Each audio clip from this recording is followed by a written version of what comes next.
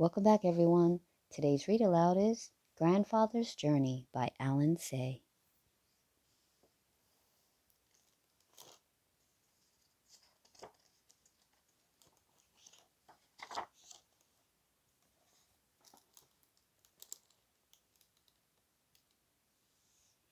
My grandfather was a young man when he left his home in Japan and went to see the world. He wore European clothes for the first time and began his journey on a steamship. The Pacific Ocean astonished him.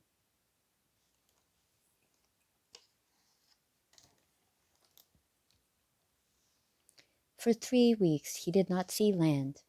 When land finally appeared, it was the New World.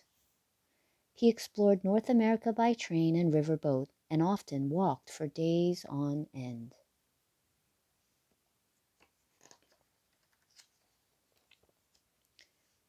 Deserts with rocks like enormous sculptures amazed him. The endless farm fields reminded him of the ocean he had crossed.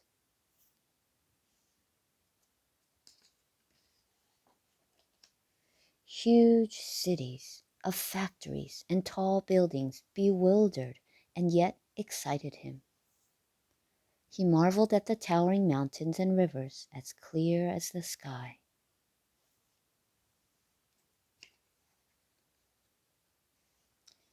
He met many people along the way. He shook hands with black men and white men, with yellow men and red men. The more he traveled, the more he longed to see new places and never thought of returning home.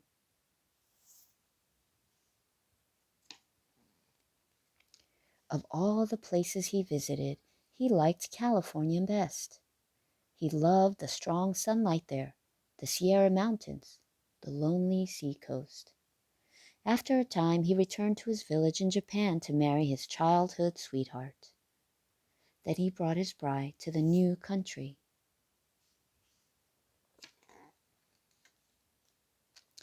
They made their home by the San Francisco Bay and had a baby girl.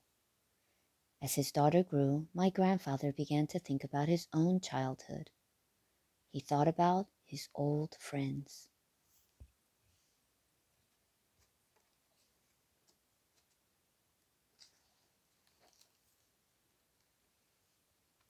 He remembered the mountains and rivers of his home. He surrounded himself with songbirds, but he could not forget. Finally, when his daughter was nearly grown, he could wait no more. He took his family and returned to his homeland.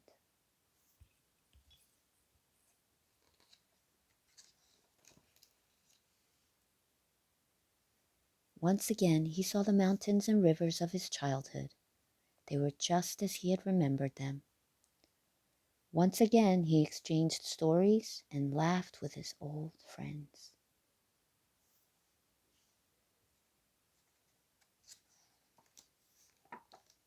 But the village was not a place for a daughter from San Francisco.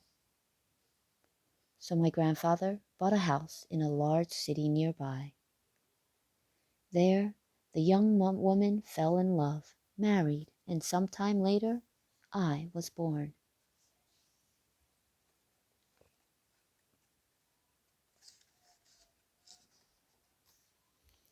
When I was a small boy, my favorite weekend was a visit to my grandfather's house.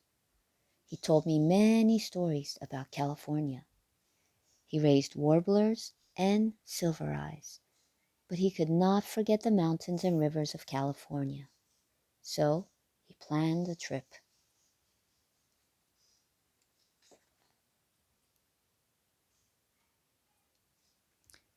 But a war began. Bombs fell from the sky and scattered our lives like leaves in a storm. When the war ended, there was nothing left of the city and of the house where my grandparents had lived.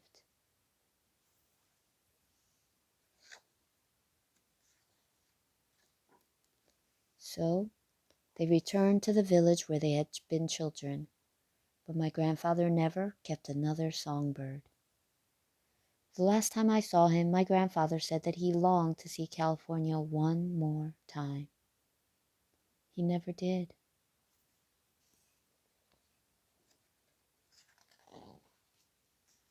And when I was nearly grown, I left home and went to see California for myself. After a time, I came to love the land my grandfather had loved, and I stayed on and on until I had a daughter of my own. But I also miss the mountains and rivers of my childhood. I miss my old friends. So I return now and then when I cannot still the longing in my heart. The funny thing is, the moment I am in one country, I am homesick for the other.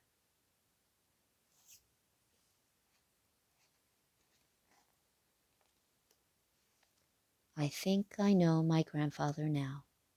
I miss him very much. The end. Thank you so much for joining us today for our read aloud of Grandfather's Journey. Until next time, see you real soon. Bye.